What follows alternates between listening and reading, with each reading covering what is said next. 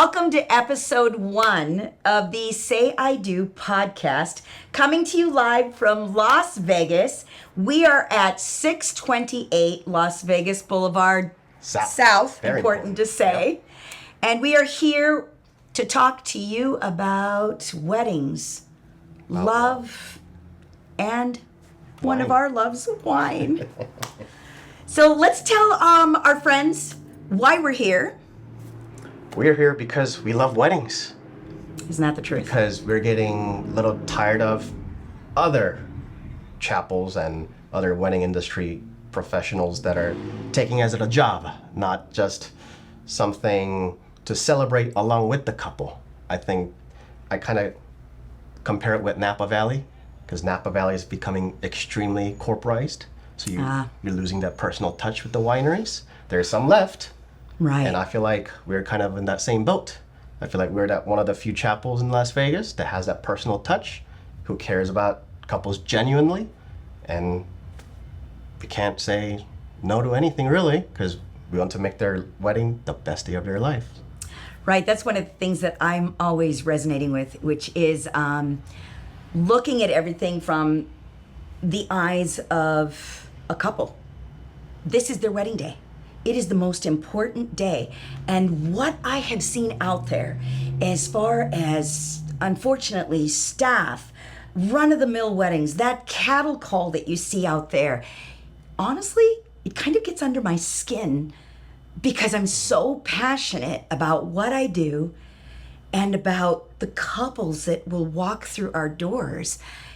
I am the head minister and you're the head photographer.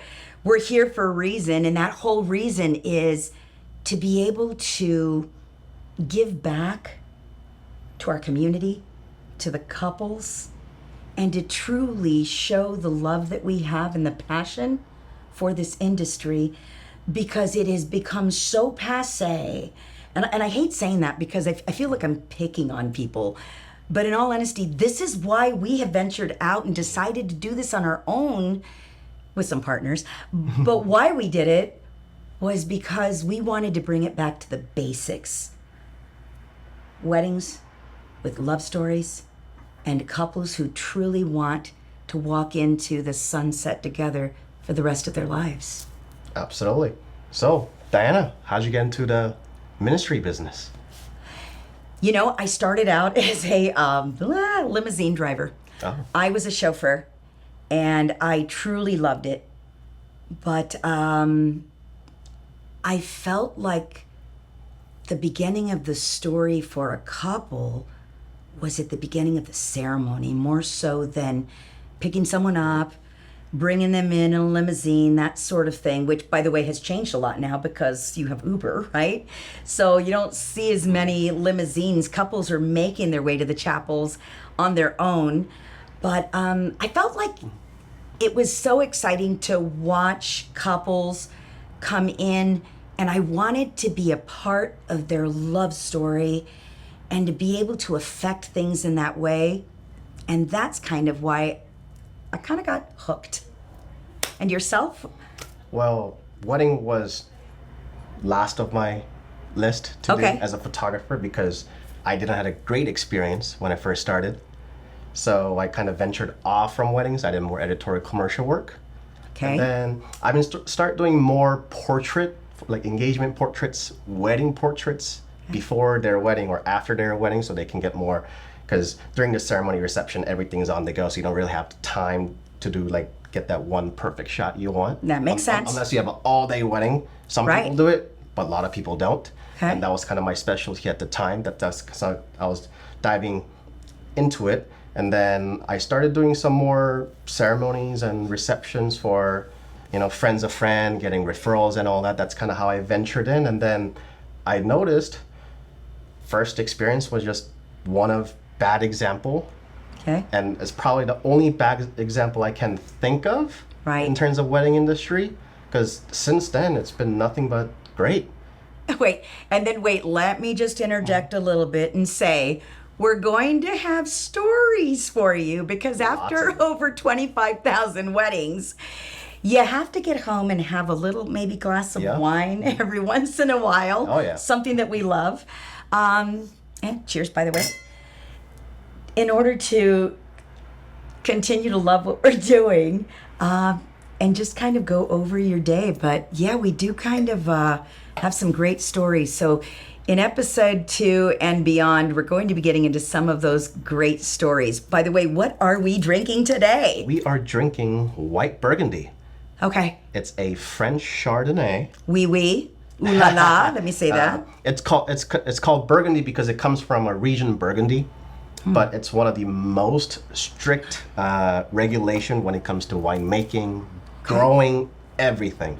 So this is as pure as it gets, because I think a lot of the New World wine, we call it, so like California, New York, Washington, Okay. Chile, the newer age wines are, I call it manipulated. All right. Yep. So we're drinking some pure This is wine. It's actually pretty delicious. It comes from 100% grape, no additives. Some people call it organic, biodynamic, and all that, but to me, I think that's a marketing term, so I don't like to use it. Okay. I think Burgundy is as good as it gets when it comes to wine. So we're going to say Eric Forrest 2019 White Burgundy. If you should go out and venture out, we highly recommend it. It'll be tough to find, however. I think it says on the bottle. Yeah, they only made about 4,000 bottles a year. So not the easiest wine to find, but there are plenty of others. So if you guys are into wine, whether it's red or white, give Burgundy a try. I don't think you can go wrong with it. I think that's how you It is one of my favorites. Yeah. 'Cause I remember you telling me, it was like, I never liked Chardonnay Right. until you had white Burgundy. Well, I have to be honest and tell you too that June is really a connoisseur. He really knows, he's got his W set. He really knows his wine. So I've been introduced to wine in a completely different way. And that's why your episodes are going to be about weddings, love, and wine going forward. The best of the three, isn't it? I think so. Yeah, because you can talk all day as long as you have wine. I love that, Or right? vice versa. So true. So stay tuned. We're going to go ahead and come to you always from Las Vegas Live. If you happen to be in the area, we'd like to say swing on by. We're easy to find because we easy. do have a front door that looks like a Telephone booth from UK. From You can't miss London. it. It's a big white building, and there's our iconic, infamous red door. I'll probably show you guys some of the footage of it, so you guys can't really miss it. It's a real showstopper, I will say that. It really is, and that was the name of the paint too. I know, I love it so much. And where can you find us on social media? You can find us at Say I Do Chapel on Instagram. If you're a TikToker or Facebook, it's the Say I Do Chapel. I don't know who, but somebody already has that handle. I'm not happy about it. So if you're one of them, let me know. Maybe we should get some deal going on because I really want the handle back. And that was producer Dave coming to you as well live from Las Vegas. And cheers to you. Cheers to to Las Chapel. Vegas, love, and happily ever afters. Absolutely.